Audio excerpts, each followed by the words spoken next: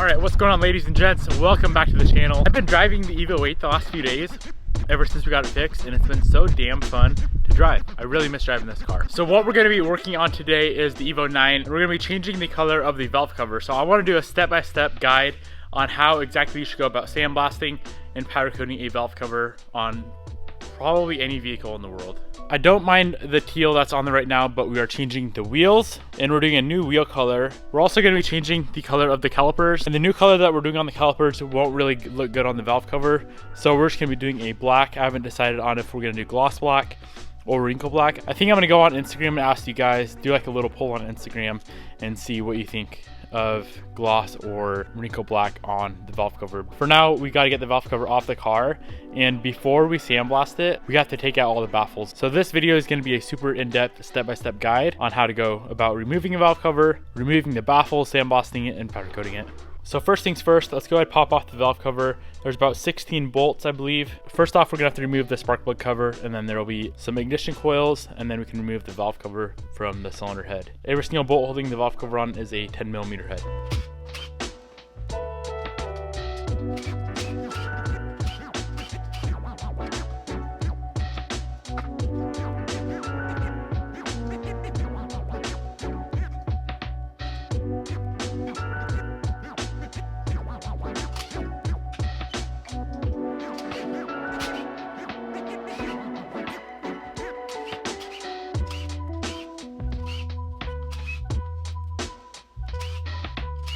All right, when you're pulling off the valve cover, you got to make sure you don't get anything down into the engine. So pop it off, make sure obviously the top of it doesn't have any rocks on it or anything.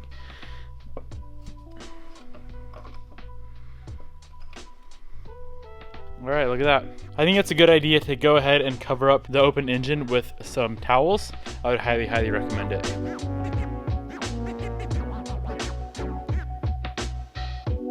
All right, so here is the valve cover. It looks like someone's actually already been in here before, and they kind of did a get a repair job. So there's a couple of broken out rivets right there, and then a bolt right there with some JB weld on it. Thankfully that held. But let's go ahead and pop off the seal.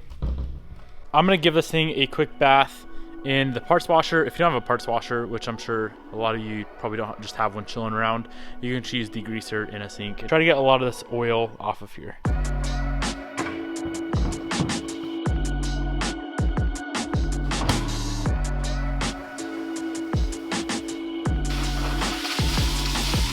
We got the valve cover all cleaned up. Typically you pop out the baffles right now before you sandblast anything. So the baffles are these two plates right here. They're held on by a bunch of rivets. But for the sake of this video, guys, I'm gonna go ahead and sandblast the valve cover with the baffles in. Try to get as clean as we can, and then we're gonna pull the baffles out, and I wanna show you guys how much sand gets stuck underneath those baffles when sandblasting, even after running it through a parts washer. I don't know if this is powder coated or if it's painted. I'm gonna guess it's powder coated, so it may take a little bit to sandblast off.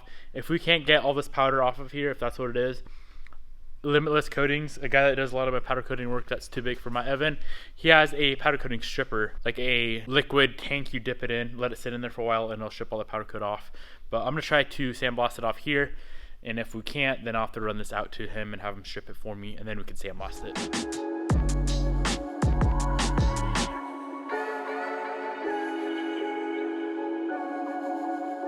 Just like I had expected, this is definitely powder coat, which, as you guys can see, this media is not really touching it whatsoever. So we really have two options, or three options. Option one is we could scuff up the current powder that's on there and powder coat over that.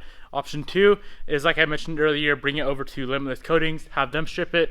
Option three is grab some aircraft remover and try to strip it ourselves. I'm gonna try this first. I don't want to powder coat over the existing powder. I would rather just do it right the first time. I'm not saying that powder coating over existing powder is necessarily the wrong way. It's definitely doable. I actually have it done on my Evo 10 wheels. The red wheels that are on there, that red is over black. As long as the powder that you're coating over is adhered properly and done properly, you can definitely powder coat over it. So what we're gonna do, guys, is try this aircraft remover. So first things first, let's try a little area up top with this aircraft stripper and see what happens.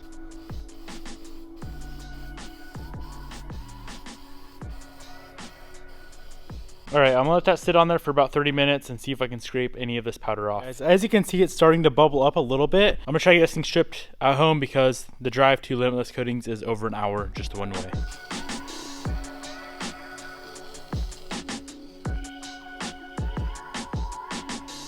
I got it all coated down. Let's let that aircraft stripper do its job, and then we could hopefully wire brush it and move on to sandblasting.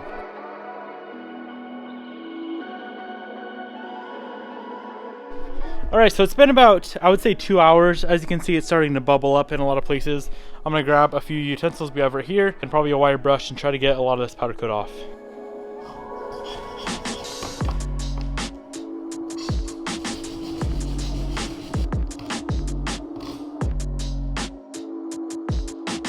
All right, what's going on, guys? It's now the next morning. I let this valve cover sit overnight with the stripper on it, and honestly, that spray-on stuff wasn't really doing anything. I was able to get my hands on some of the old aircraft remover with the methylene chloride in it.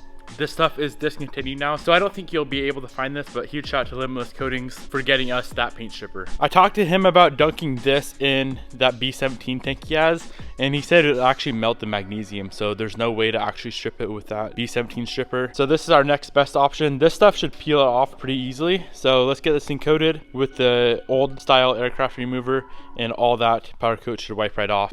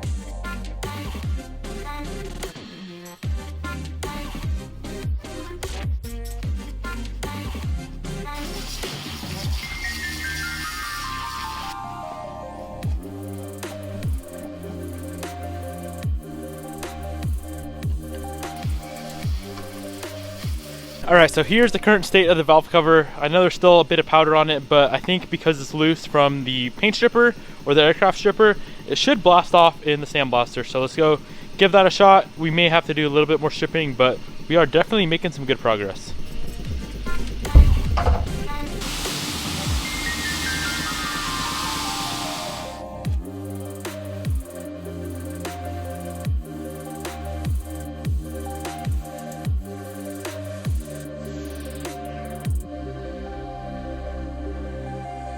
All right, we just threw on another layer of the aircraft stripper. Let's let that sit in for about 30 minutes and then we can finish cleaning this thing up. All right, guys, we have the valve cover in the oven right now. I just rinsed it off, so we're just evaporating all the water before we hit it with the sandblaster. I think we got 99% of that teal powder coat off, and she is finally ready to be blasted.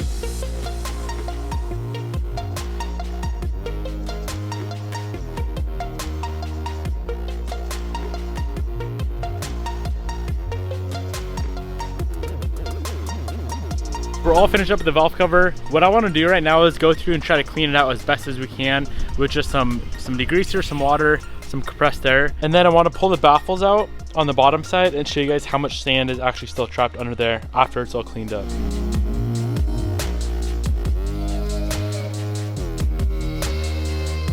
All right, let's pop these baffles off. All you have to do is pop off the rivets on the baffles, and we're just gonna be using a hammer and a chisel.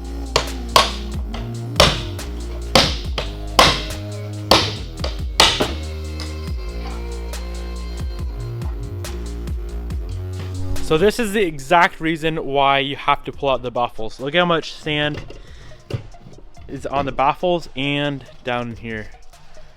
That is insane. That would obviously take out a complete motor in a matter of a few minutes, probably a few seconds. Definitely pop off the baffles. From here, we're gonna have to drill out all these rivets, tap them for some bolts, and then after we powder coat it, we can obviously clean the baffles and reassemble this valve cover and get it back on the car.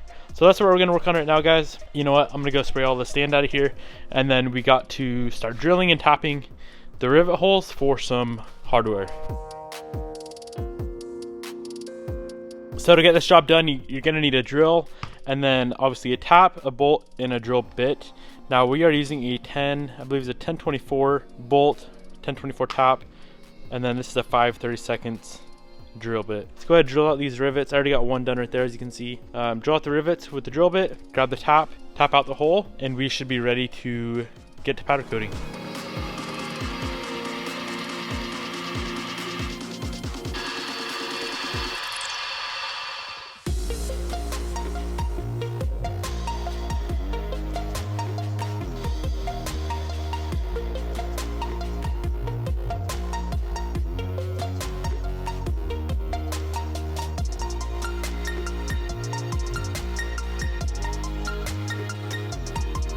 Thing is all tapped up and ready to go. The hard part is definitely out of the way. Now it is on to the fun part, which is powder coating. I asked you guys over on Instagram if we should do wrinkle black or a gloss black. 70% of you guys said gloss black, 30% said wrinkle black. So that's what we're gonna be doing, is gloss black on this valve cover. I think it should look really, really nice. I'm gonna run through with brake cleaner just to make sure we don't have any oil residue, and then I'll hit it with some degreaser, Dawn dish soap, and then we can move on to powder coating. We did fix a few other little holes. That hole right there was shipped out, and that one there was shipped out, so we helicoiled coiled both of those. But other than that, this valve cover is ready to go. Let's get her cleaned up, and then we're gonna throw it in the oven at 400 degrees for about 15 minutes just to burn off all the water, burn off all the impurities, and then we can move on to actually coating this thing.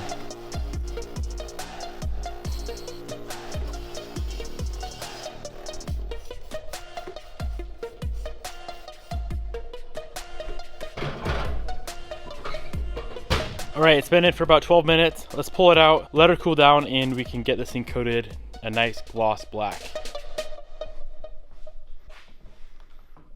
Before we do any coating, I'm gonna run through and plug all the holes. So they're all 6mm threads. If we get too much powder in those threads, the bolt definitely won't fit in there anymore.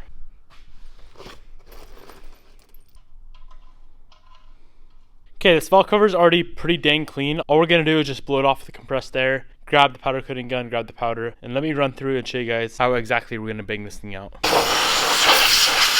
The powder we are using today is ink black. I use this powder all the time. It's one of my favorite blacks there is. Super, super high gloss. It is supplied by Prismatic Powders. I'll have that link down below. This is the powder coating gun, just a cheapo.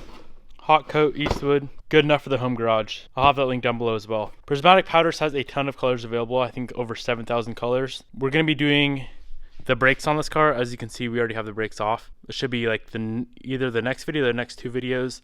One of the most amazing colors for Brembos. So you guys will see that. Also supplied by Prismatic Powders. Let's get the powder coat gun set up. Let's get the powder into the hopper, and let me kind of show you guys how this is gonna go down. So we have it plugged into the wall.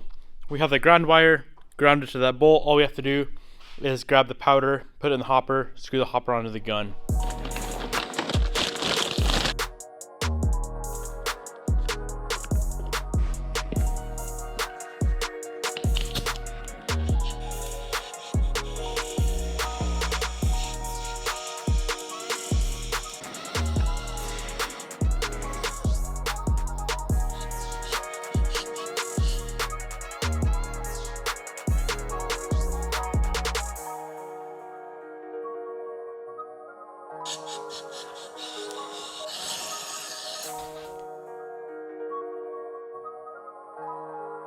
Alright guys, so this is how the valve cover looks before we bake it. It's going to go in the oven at 400 degrees, and we're going to be baking it for 12 minutes at 400 degrees part metal temperature. So with the infrared gun, as soon as the valve cover reaches somewhere around that 400 degree mark, we start the timer for 12 minutes. It's going to go from a very bland, not very good looking black to one of the most beautiful blacks you've ever seen.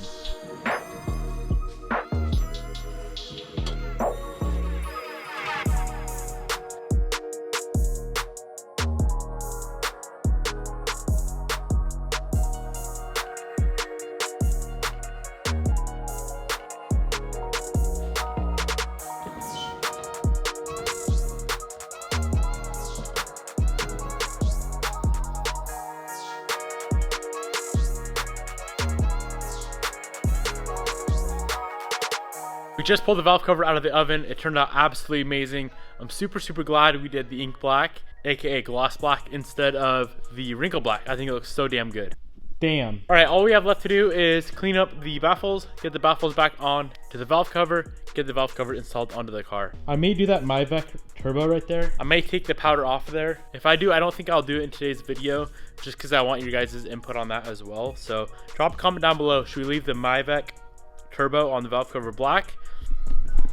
So this part right here, or should we make that silver? All right, fam, let's get these baffles back in, get them cleaned up, get them back in, and get the valve cover back onto the engine.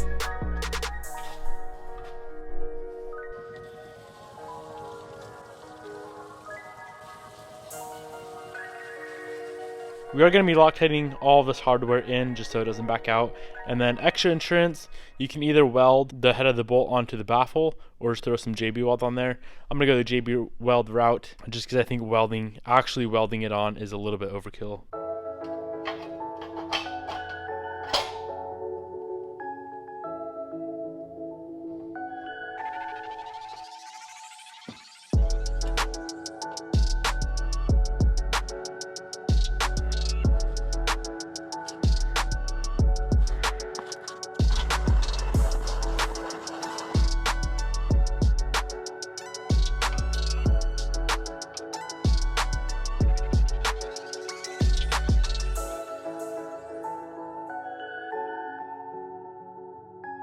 Let's let all that JB weld harden for probably a solid hour.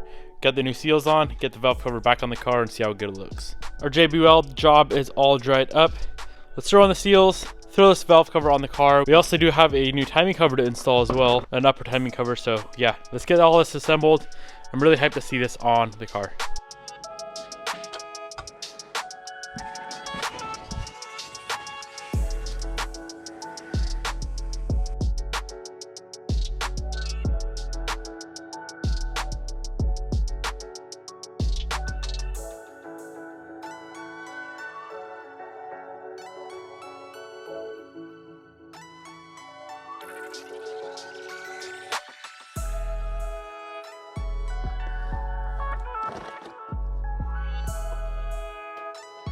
Well guys, there's the finished product. A little step back. I think the black looks really nice in this engine bay compared to the teal, especially when we change up the caliper color.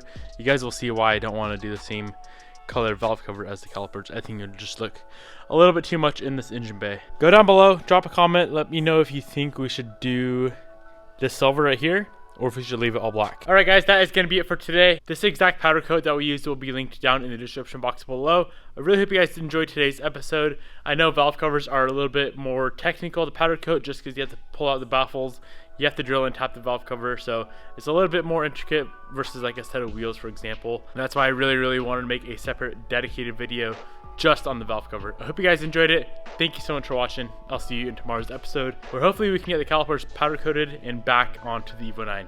Peace out.